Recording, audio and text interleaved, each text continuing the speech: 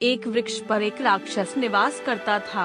एक बार उस वृक्ष के नीचे से एक ब्राह्मण गुजर रहा था तो राक्षस उसके कंधों पर जाकर बैठ गया। राक्षस ब्राह्मण के कंधों पर बैठते ही ब्राह्मण से कहने लगा, हे ब्राह्मण, तुम मुझे पास के सरोवर तक ले चलो। ब्राह्मण के मन में विचार आया कि यह स्वयं ही सरोवर तक जा सकता था तो मेरे कंधों पर बैठकर क्यों जा रहा है। ब्राह्मण ने डरते डरते पूछ लिया, तुम कौन हो और मेरे कंधों पर क्यों बैठे हो। राक्षस बोला, मैं एक राक्षस हूँ और मेरा नाम गंटक है और तुम मुझे सरोवर तक ले चलो, नहीं तो मैं तुम्हें खा जाऊंगा। ब्राह्मण ने राक्षस से पूछा, तुम खुद ही सरोवर तक क्यों नहीं चले जाते। राक्षस बोला, मैंने प्रण लिया है कि मैं गीले पैर जमीन पर नहीं रखूंगा, इसीलिए मैं तुम्हारे कंधों पर बैठकर जा रहा हूँ। ब्राह्मण उस राक्षस को सरोवर तक ले गया।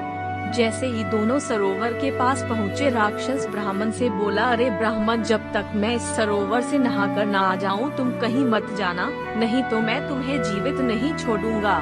जैसे ही राक्षस सरोवर में नहाने के लिए आ गया, ब्राह्मण ने सोचा कि अगर यह राक्षस सरोवर से नहाकर आ जाता है तो पक्का ही यह मुझे खा लेगा और अगर मैं भागता हूँ तब भी यह मुझे दौड़कर पकड़ लेगा और खा जाएगा। तभी ब्राह्मण को एक बात की याद आई जो उसने बातों ही बातों में राक्षस से पूछ ली थी कि राक्षस ने तो गीले पैर जमीन पर नहीं रखने की कसम खाई है। बस क्या था, ब्राह्मण ने उस स्थान से दौड़ लगा दी और राक्षस उसे देखता ही रह गया, क्योंकि उसके पैर सरोवर में गीले हो गए थे और वह गीले पैर जमीन पर नहीं रख सकता था।